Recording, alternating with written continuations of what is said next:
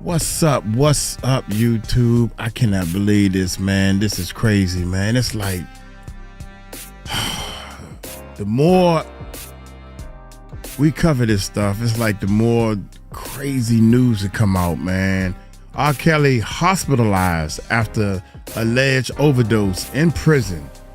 Attorney says, dude, you in prison. How are you getting drugs? This is why Uncle Mike need to be the supervisor of the world. Forget presidency, right?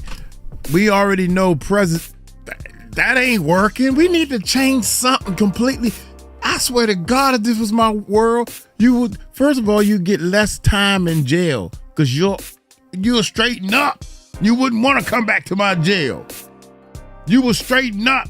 You either going to do right in this world or you going to do wrong. How the hell they get drugs in the goddamn prison? What kind of jail? That's embarrassing. You got all this stuff going on in jail. That's embarrassing. They got cell phones. You got people that got YouTube channels. They in jail. They got YouTube channels. Sending the money to their mama. What? Oh my God. Hey, you know what? I'm sorry, y'all. Uncle Mike done went off again. God dang it. Look here.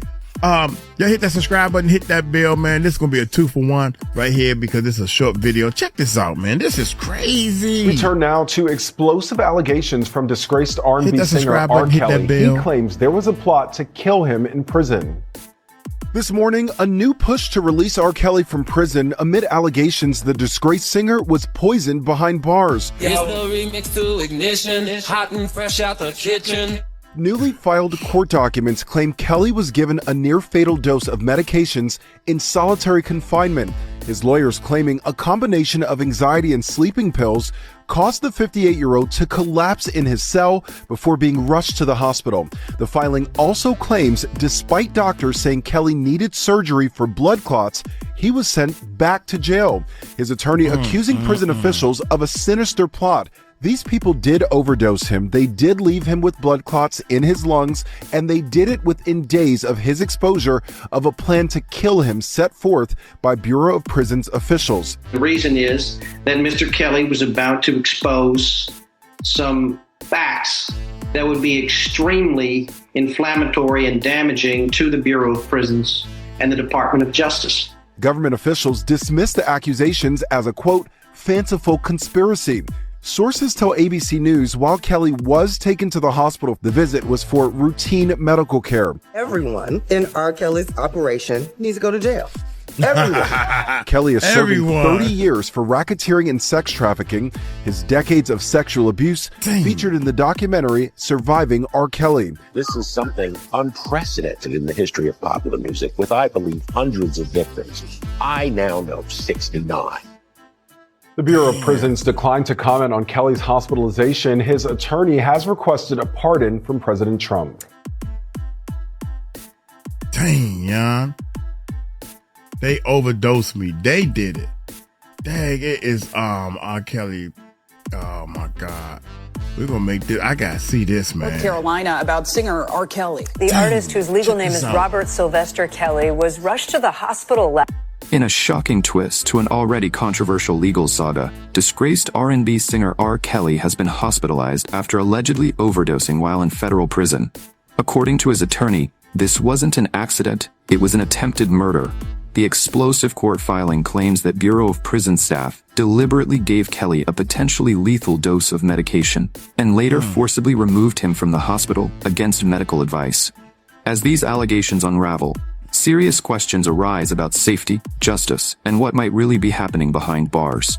According to court documents filed by Kelly's attorney, Bo Brindley, the singer, currently incarcerated in a North Carolina federal prison, suffered an overdose on the night of Thursday, June 13, 2025. The problem started when prison staff gave Kelly what his lawyer described as an amount of medicine that could have killed him. Brindley explained that Kelly was already in possession of medication for anxiety and sleep issues, prescriptions he'd made the prison aware of. Despite this, officials allegedly provided him with more medication and instructed him to take it. The next morning, Kelly began feeling faint, dizzy, and disoriented. His vision blacked out, and as he attempted to get up, he collapsed. He reportedly had to crawl to the door of his cell before losing consciousness entirely. Kelly was rushed to Duke University Hospital, where medical staff confirmed what his lawyer feared. He had been given an overdose-level quantity of medication. But that was just the beginning of the medical nightmare. While in the hospital, doctors also examined a swollen leg Kelly had been complaining about for some time, a symptom that had reportedly been ignored by prison medical staff. The tests revealed something much more serious: blood clots, not only in one leg, but in both legs and even in his lungs. This was a life-threatening situation. Blood clots in the lungs, known as pulmonary embolisms, can be fatal if not treated immediately. Kelly was informed he needed to remain hospitalized for at least a week and was scheduled for surgery. However, before any treatment could be administered, prison officers arrived. According to Brindley, they forcibly removed Kelly from the hospital against his will and against the explicit medical advice of the doctors. He could die from this condition, and they are letting it happen, Brindley stated bluntly in his motion to the court. This incident isn't isolated, according to Kelly's legal team.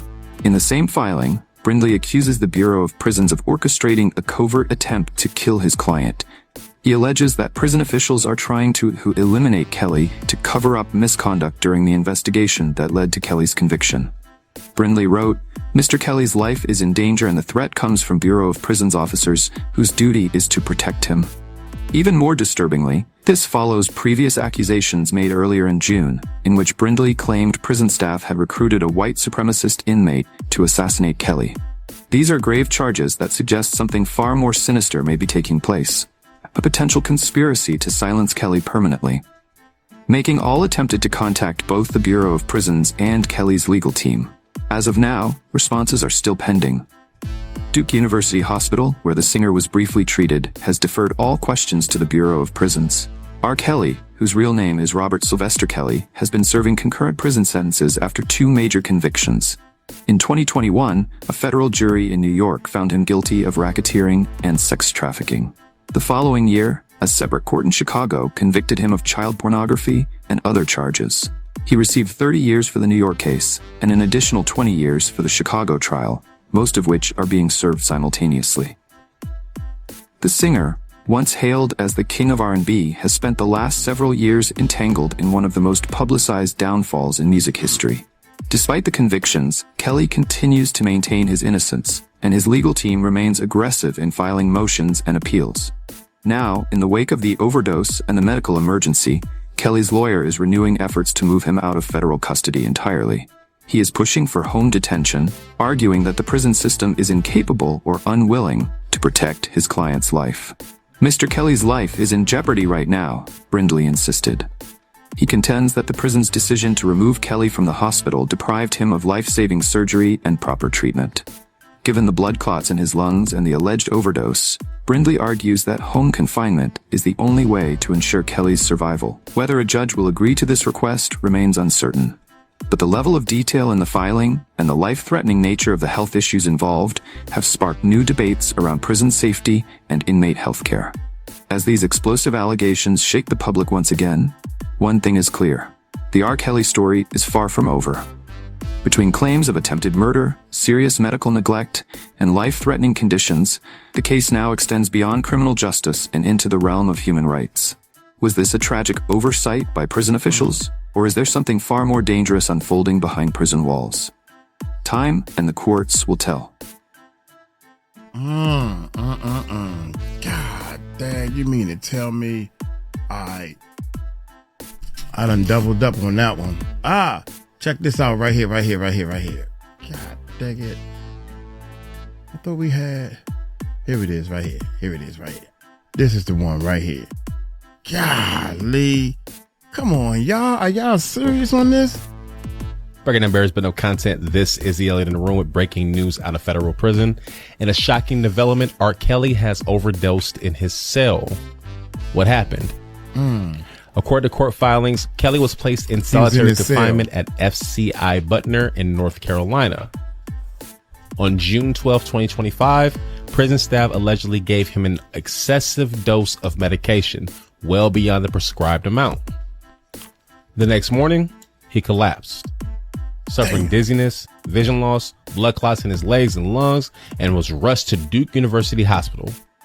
His lawyer says the overdose was life-threatening and may have been deliberate. Next up, accusations of foul play. This comes amid alarming claims that Bureau of Prisons officials orchestrated a plot to have Kelly killed.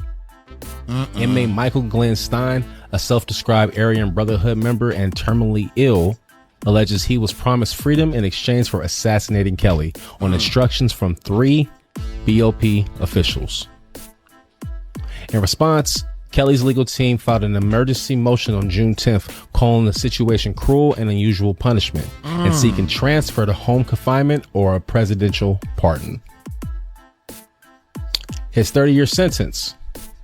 Kelly is currently serving a 30-year federal sentence following his 2021 conviction for racketeering and sex trafficking in the Eastern District of New York.